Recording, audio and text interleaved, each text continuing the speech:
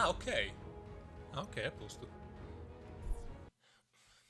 Many people have described Gundam Evolution as paladins with giant robots, and it very much is that. Class-based FPS, different playable characters, each one with unique powers and an ultimate ability, and so on. All characters, robots, share the same basic controls. They move around with WASD, attack with LMB, they sprint with shift, and yes, robots have stamina in this game, etc. The exact same controls you'd expect from your average FPS. One thing I'll say is that not much mobility is allowed. If an enemy flanks you and you happen to have depleted your stamina gauge, which is far from being a rare occurrence, since walking around at base movement speed is like moving in molasses, well, you're shit out of luck. Now, the Dom from Seed Destiny is a bit faster than the other robots, but it controls like a wet bar of soap, so it's not like the added mobility is of any help, but I wanted to point it out.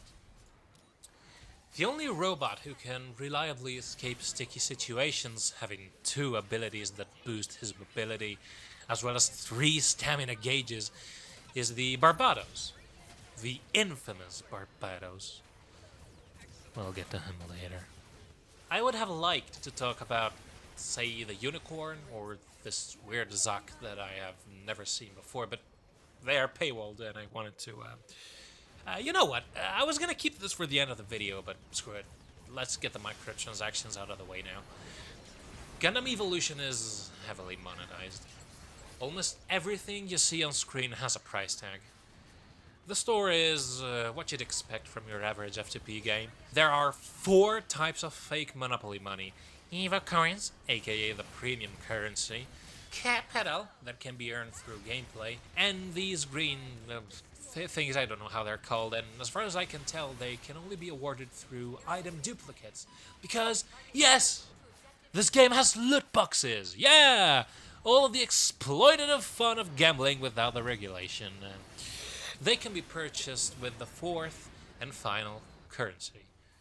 Tickets that the player can acquire through, you guessed it, the game's battle pass. So yes, the same battle pass that is needed to play ranked matches, and that obviously is a slug to get through. Also, as I've said, a number of playable robots are locked behind the equivalent in EVA coins of 10 euros, and as far as I can see, the Exia and the Unicorn are pretty powerful units, so yes. Not only does Gundam Evolution contain gambling, it's pay to win as well. There are just 3 game modes, and they're all variations of Capture the Point, meaning that the game has the potential to get really repetitive after a while. A couple robots are really unbalanced and poorly designed, and even after a set of nerfs, they still reign supreme. The Barbados being the most infamous, as I was saying, dominating the field with a combo that allows him to simultaneously stun and one-hit kill almost every other robot in the game, and then bolt away, making gameplay mechanically frustrating for whoever is on the receiving end. You'll be surprised to hear that Gundam Evolution is actually a reasonably polished product, technically speaking at least. Haven't played for 12 hours or so, I still have to come across a single bug, which is honestly a welcome surprise. Obviously, in an ideal world, we wouldn't be saying stuff like this, but you know how it is. You probably don't need me to say anything else on this matter.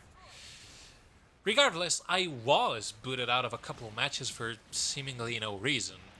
According to the Steam forums, this is actually very common, and if true, it would explain why so many matches are cancelled after 30 seconds because someone disconnected, but other than that, I've had a reasonably smooth experience with the game from a technical standpoint. The voice acting is fine. There are different sets of generic macho voice lines that don't really mean anything and aren't delivered by characters from the series. Let the games begin. Right behind you. My G maneuver is fully charged. Now is the time. Looking good. Visually, not much is going on. The game doesn't look bad, mind you, just not particularly appealing. The mobile suits, and this is the first and only time you'll hear me calling them that, all look like someone spilled grey paint all over them. They've all been restyled to look more realistic, I guess. With the exception of the Yaksha, which looks about as generic as it did in 00. Something similar can be said for the maps, the environments. They're all generic and drab. And actually, even worse, while the robots still retain at least their distinctive silhouettes, the environments look like they could have been plucked out of any sci-fi video game. And again, they don't even necessarily look bad. They are competently modeled and all. They look like what they're supposed to look like, but they just don't really stand out. And I think that is Gundam Evolution in a nutshell.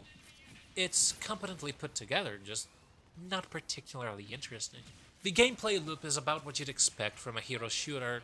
The game modes, all three of them, play out exactly the same. It's monetized to shit and back, contains gambling in the form of loot boxes, and though it's technically polished, its half-hearted Gundam branding is the only thing this game really has going for it in the end. Because yes, for the first time in forever, a proper Gundam-themed FPS is released in the West, and many people, myself included, downloaded it for the novelty it represents, but are players gonna stay once that novelty has worn off? After only 12 hours, I am already kind of over it, honestly, and I know many people are waiting for that game that releases in less than a week now, that is itself free to play, and is a sequel to that very popular hero FPS that shall remain nameless because of all the sex abuse going on the publishers. But yeah, who knows if Gundam Evolution will be able to retain its current player base. But Steam charts shows that it's already hemorrhaging players, and yeah, I don't think this game, as it currently is, will last more than a year. We've seen this movie before, but again, who knows? Maybe the Gundam branding alone will save this nasty, unbalanced, frustrating, greedy live service. As usual, time will tell.